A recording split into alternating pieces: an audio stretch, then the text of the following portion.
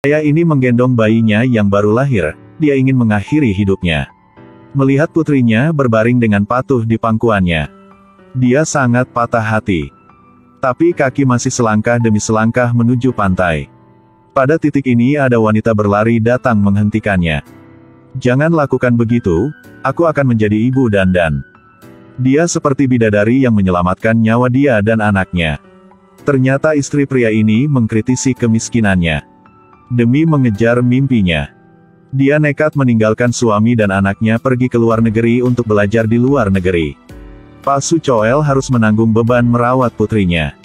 Siang hari, dia mengantar anaknya ke lokasi pembangunan untuk bekerja sebagai kuli angkut. Ketika bos mengetahuinya, dia memecatnya. Sehingga Pak Sucoel kehilangan pekerjaannya. Dia pergi ke departemen sipil untuk memasukkan nama anak di buku catatan rumah tangga. Tetapi staf mengatakan kepadanya, ketika anak itu lahir tetapi orang tuanya belum menikah, maka hanya ibunya yang dapat membawa anak dan buku catatan rumah tangga. Pak Sucoel menjelaskan bahwa ibu anaknya telah meninggal. Staf tidak mendengarkan. Pak Sucoel jadi sangat marah yang berkelahi dengannya. Pak Sucoel putus asa ketika menerima serangan berulang kali. Dia memutuskan untuk memeluk putrinya dan mengakhiri hidup tragis ini bersama. Untungnya Cha Seon-sil datang untuk menyelamatkannya. Dua orang, dua patah hati, mereka hidup bersama seperti itu. 18 tahun telah berlalu dalam sekejap mata. Dandan tumbuh sehat dalam keluarga baru. Hari ini dia baru saja menyelesaikan pekerjaan paruh waktunya, dia sedang duduk di bus pulang. Di depan, ada seorang sipir yang sedang menghindari bus. Dia tiba-tiba mengubah arah sehingga dia jatuh ke tanah. Untungnya, orang ini tidak terluka. Semua orang menghela nafas lega. Dandan juga sama. Saat dia melepas helmnya, dia membeku. Tas apel di tangannya jatuh ke lantai. Dia dengan cepat berlari ke ayahnya. Dia tidak berani percaya orang yang hampir mati tadi adalah ayahnya. Dandan bertanya, bukankah ayah sedang bekerja? Mengapa mengirim barang seperti ini? Menghadapi putrinya, Park Sucoel sedikit khawatir. Melihat putrinya menangis, dia patah hati dan memeluk putrinya. "Aku tidak terluka, masih hidup nih." Ternyata Park Sucoel karena usianya yang sudah lanjut, perusahaan memecatnya. Menghadapi tekanan sewa, ditambah biaya hidup keluarga, dia hanya bisa menyembunyikan seluruh keluarga untuk bekerja paruh waktu. Dia berjanji kepada putrinya untuk tidak melakukan pekerjaan berbahaya ini lagi.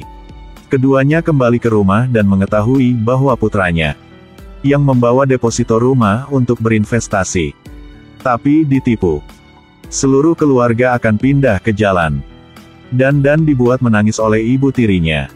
Dia dan ayahnya bekerja keras untuk mendapatkan uang setiap hari. Sementara mereka berdua tinggal di rumah aja, dan menghabiskan semua uangnya. Dandan tidak ingin ayahnya menderita lagi. Jadi dia memintanya untuk bercerai. Cha Seon-sil adalah orang yang sangat spesial baginya. Jika tidak ada Cha Seon-sil, dia dan Dandan pasti sudah meninggalkan dunia ini. Melihat ayahnya tidak memperhatikan kata-katanya, Dandan dengan marah pergi. Putranya sangat menyesal. Yang membungkuk kepada ayahnya dan berencana untuk pergi keluar untuk bekerja. Sebuah keluarga bahagia tiba-tiba berantakan dalam semalam. Cha Seon-sil menyalahkan dirinya sendiri. Dia tidak ingin menjadi beban baginya lagi. Tapi saat itu Park Sucoel setuju untuk membalas budinya selama sisa hidupnya. Jadi dia tidak bisa melepaskannya karena masalah ini. Anak ini pergi untuk mengambil bola. Hampir ditabrak mobil. Seorang wanita tiba-tiba muncul untuk menyelamatkannya. Dia sudah terluka. Dia sedang terburu-buru untuk mewawancarai seorang taipan. Tetapi dia tidak tahu bahwa anak yang dia selamatkan adalah putra dari taipan itu. Dandan berjalan ke pekarangan villa dengan mulut terbuka lebar. Sampai dia bertemu pemiliknya. Dia sangat malu sehingga dia berdiri tercengang.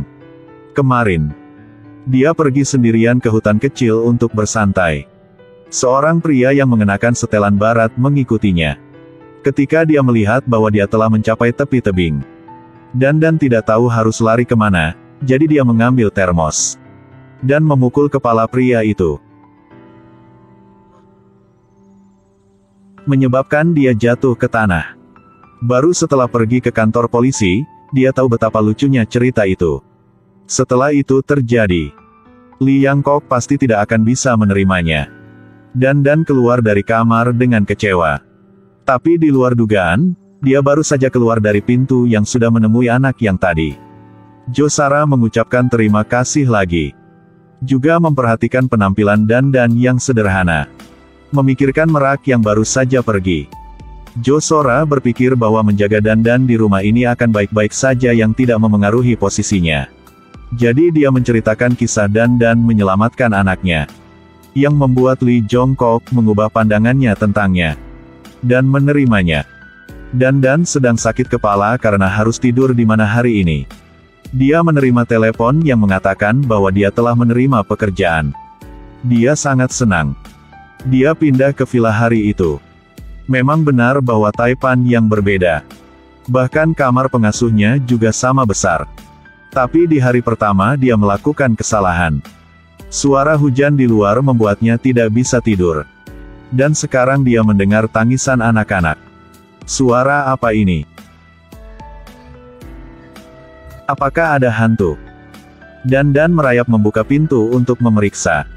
Dan menemukan bahwa putra Taipan itu menangis karena ketakutan. Dia segera menghiburnya. Dan membawanya ke kamarnya untuk tidur. Lee Yang-kok dikejutkan oleh suara guntur. Dia pergi ke kamar putranya dan menemukan bahwa tidak ada di dalamnya. Dia khawatir. Lalu dia mencari di kamar lain dan tidak dapat menemukan putranya. Akhirnya menemukan anaknya di kamar Dan. Lee Yang-kok tidak hanya tidak berterima kasih, tetapi juga memarahi Dan sekali. Bahkan Josara memarahinya seperti tamparan di wajah. Sora ingin menjadi pemilik rumah ini sejak lama. Jadi dia sudah lama menganggap anak itu putranya. Dia meminta Dan jika ini terjadi lagi, bawanya ke kamarnya. Dan tidak bisa menahan diri jadi mengatakan bahwa menghasilkan uang di rumah ini terlalu sulit. Menjadi pengasuh bagi seorang Taipan pasti maha kuasa. Tidak hanya menidurkan anak-anak untuk tidur di malam hari, tetapi juga mengenal seni bela diri. Melihatnya seperti ini. Bahkan Lee Ti-long datang juga harus memanggilnya sebagai tuannya. Pria tampan di depannya. Sangat keren. Ternyata putri Taipan Lee Jae-ni dibully di sekolah. Setelah Dan tahunya, bagaimana dia bisa tahan? Dia memanggil mereka dan menangani mereka satu persatu. Pemimpin itu memandang rendah Dan. Mengulurkan tangan untuk menamparkan Dan. Tetapi hanya mendengar suara berderak. Dan kemudian pemimpin merah muda ini kalah dengan gemilang. Mereka melihat pemimpin sedang diganggu. Hendak bergegas ke depan. Dan menunjukkan semua keberaniannya. Boom. Semuanya jatuh ke tanah sekaligus. Aku memukul. Satu tendangan terakhir untuk mengakhiri pertarungan. Semua mereka mengagumi Dan memujanya sebagai guru. Kemudian mereka meminta maaf kepada Jae-ni. Jangan lupa bahwa Jae-ni memiliki aku untuk melindunginya. Karena itu, Jae-ni secara bertahap bersimpati padanya. Bagaimanapun, Dan adalah satu-satunya yang mengetahui tentang dia diganggu dan membantunya. Dengan bakatnya yang luar biasa, Dan dengan cepat menjadi dekat dengan anak-anak Taipan. Terutama putra bungsu Lee Sejong.